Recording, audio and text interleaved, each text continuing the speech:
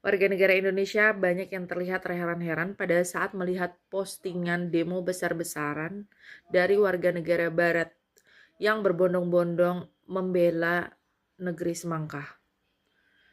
Baik itu dari Spanyol, Italia, Prancis, Kanada, UK, bahkan dari Amerika itu sendiri. Dan warga Indonesia juga terlihat terkesima pada saat melihat warga negara barat itu sampai segitunya belain negeri semangka ini, dibela-belain berlayar, dibela-belain demo sampai naik ke parlemen, dibela-belain sampai bentrok sama aparat keamanan hanya untuk membela negeri semangka. Yang bikin gua heran, apakah framing berita di Indonesia itu kalau korban di negeri semangka itu hanya muslim? Apakah tidak sampai beritanya kalau korbannya itu tidak hanya muslim, tetapi dari berbagai agama, sama aja seperti Indonesia? Apa kalian juga nggak tahu kalau korbannya itu tidak hanya diperkaos, di depan ayah dan juga di depan suami, bahkan di depan anaknya? Apa kalian juga nggak tahu kalau ada banyak bayi yang dibakar hidup-hidup? Melihat anak dan juga bayi menjadi seperti daging panggang itu juga sudah jadi hal pemandangan biasa. Apa berita itu tidak sampai ke kalian? Singkat kata, para bule ini mencari literasi tidak hanya tentang sejarah, tetapi juga mereka membedah kitab suci, baik itu Al-Quran maupun Injil. Bahwa peristiwa itu tidak dimulai dari 7 Oktober, tetapi dari jauh-jauh sebelum itu. Sebelum tahun 1948. Dan apa kalian tahu kalau korbannya tidak hanya muslim?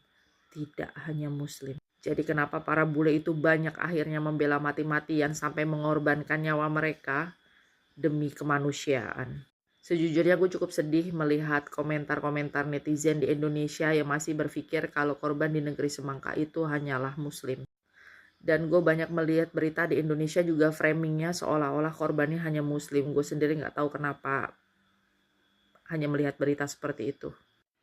Anyway, dengan sekarang gue tinggal di Inggris dan mayoritas di sini produk-produknya terkait dengan negeri penjajah, gue sama suami masih menerapkan untuk memilih-milih produk yang mana memang tidak terafiliasi. Gue juga bikin akun sendiri yang khusus menyuarakan tentang ini, tetapi naasnya bahkan sekarang akun itu tidak pernah bisa gue akses lagi. Kalau nggak sampai akun itu ke FYP-nya orang Indonesia, ya mungkin karena gue ngomongnya dalam bahasa Inggris. Dan akun itu memang banyak di-follow sama orang-orang bule.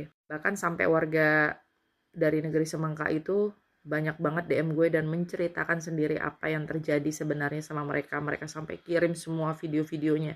Dan itu sangat-sangat menyakiti hati gue sebagai seorang manusia. Betapa tidak kita hidup sekarang di akhir zaman di mana kekejaman itu sangat dinormalisasi dan lebih naasnya lagi di Indonesia masih mengkotak-kotakan berdasarkan agama.